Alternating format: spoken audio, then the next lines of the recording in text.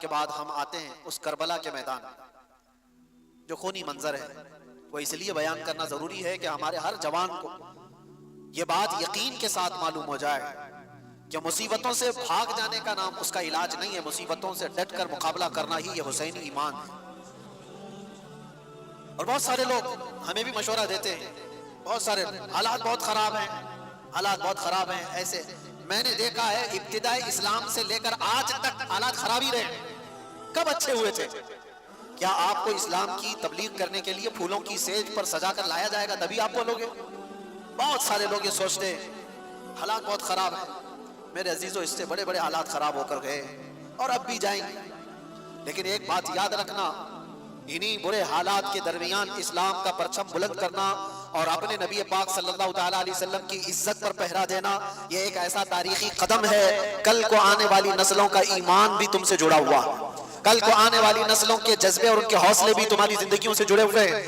آج اگر تم بزدل ہو گئے، پھسل گئے، تو کل تو وہ لوگ پوچھیں گے محمد کس کا نام تھا؟ معاذ اللہ رب العالمین۔ اگر آج تم مصلحتوں کے پردوں میں چھپ کر کے رہے، ہاں زیادہ سے زیادہ ہمارے ساتھ کیا ہونے والا ہے وہ سب کو پتہ ہے، انجام کیا ہو سکتا ہے اس دنیا میں، سب سے زیادہ یہی ہو سکتا ہے، موت آئے گی۔ اور سنیو، اس بات سے اگر خوف ہے تو پھر کربلا سنتے کیوں؟ کربلا کی داستانیں کیا مزے لے کر سننے کے لیے؟ سید الشہداء امام علی مقام رضی اللہ تعالیٰ عنہ کو دیکھو، زندگیاں پوری قربان کی ہیں اس میدان میں، اور اپنی نہیں۔ ایک بات میں آپ کو بتاؤں، آدمی اپنی مصیبت تو برداشت کر لیتا ہے، اپنے رشتہ داروں کی مصیبت بہت مشکل ہے۔ تم اپنے سامنے اپنی ماں کو تڑپتا ہوا نہیں دیکھ پاؤ، اپنے بچوں کی ہلکے بخار کو بھی نہیں دیکھ پاؤ۔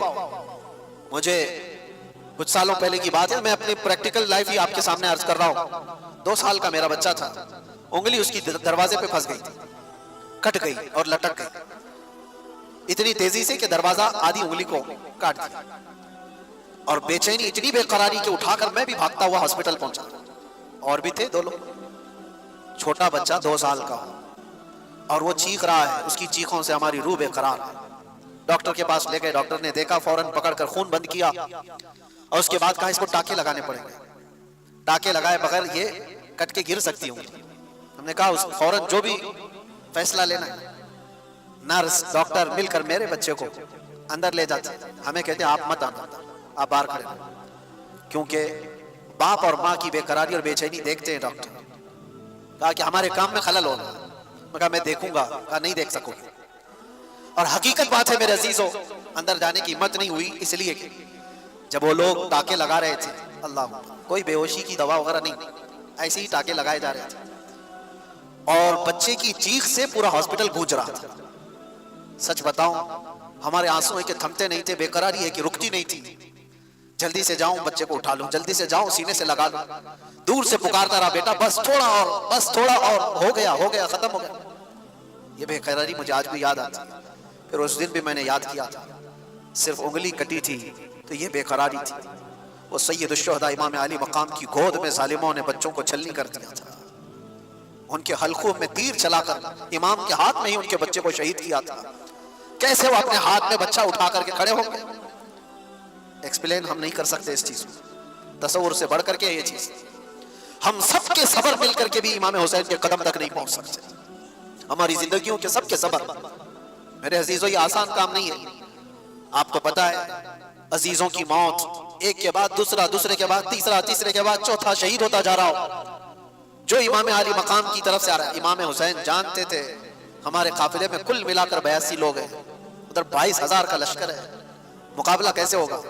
کیا امام علی مقام کو دنیاوی حالات پر خبر نہیں تھی؟ وہ رسول اللہ کے وہ وارث جن کو رسول اللہ صلی اللہ علیہ وسلم نے فرمایا میرا جود و سخا پورا حسین کو دیا گیا ہے، کیا وہ امام علی مقام کو حالات کی خبر نہیں تھی؟ سب خبر تھی، انہیں پتا بھی تھا یہ کوئی مقابلہ نہیں۔ لیکن وہی میں جو کہتا ہوں، امتحان کی گھڑی بہت ڈیفرنٹ ہوتی ہے، بہت الگ ہوتی ہے۔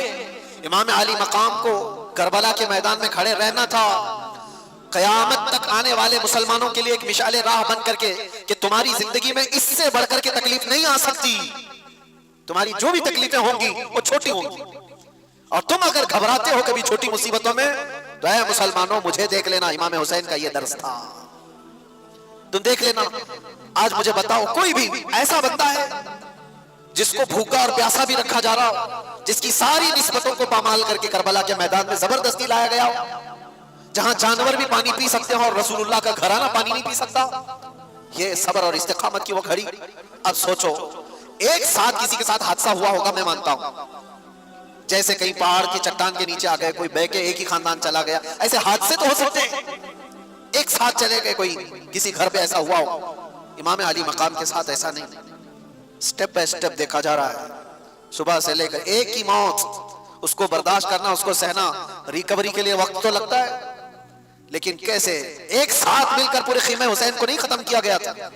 امام حسین رضی اللہ تعالیٰ عنہ کے ساتھی پہلے جا رہے ہیں، جو جاتے دعا سلام کر کے میدان میں جاتے اور واپس نہیں آتے تھے. اور اگر واپس آتے تو صرف اتنا کہتے تھے کہ پانی کی چند بوند مل جائیں تو اور لڑیں گے. لیکن میرے عزیزوں، امام حسین رضی اللہ تعالیٰ عنہ کی عمر پاک اس وقت آپ اندازہ کرو 56 سال کی عمر ہے. 56 سال کی عمر میں وہ ایک ایک لاش کو اٹھا کر کے جمع کرتے جا رہے ہیں. اور جب باری آئی خاندان کی، اور خاندان میں حضرت امام قاسم جو امام حسن کے بیٹے جوان تھے 19 سال کے، جب وہ جا رہے تھے تو امام علی مقام نے ان کو دیکھ کر کے صرف اتنا کہا تھا، میرے مرحوم بھائی امام حسن کی تم یادگار تھے. لیکن یہ ساری یادگاریں ایک کے بعد دیگر میدان کربلا کی رونق بنتی جا رہی تھی. وہ گئے وہ یزیدیوں کے درمیان کتنی دیر تک ایک تنہا شیر لڑے گا. یہ سارے بھیڑیے جب جتھے کے ساتھ حملہ کرتے، تیروں سے چھلنی کر کے زخمی کر کے گراتے اور پھر سر کو جسم سے الگ کر دیتے تھے. حضرت امام قاسم اور حضرت علی اکبر جو حضرت امام حسین کے بڑے شہزادے ہیں، ان کی بھی عمر تقریباً 19 یا 20 سال کی عمر. سوچو اے نوجوانوں جن کی عمریں آج 20 سال کے آس پاس، 18 سال 20 سال 22 سال.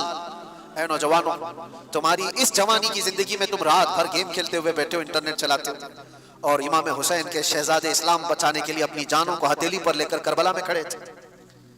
کل قیامت کو کیا منہ دکھاؤ گے ان کے سامنے؟ ان کی بھی تو جوانیاں تھیں، ان کی بھی تو شادیاں ہونی تھی.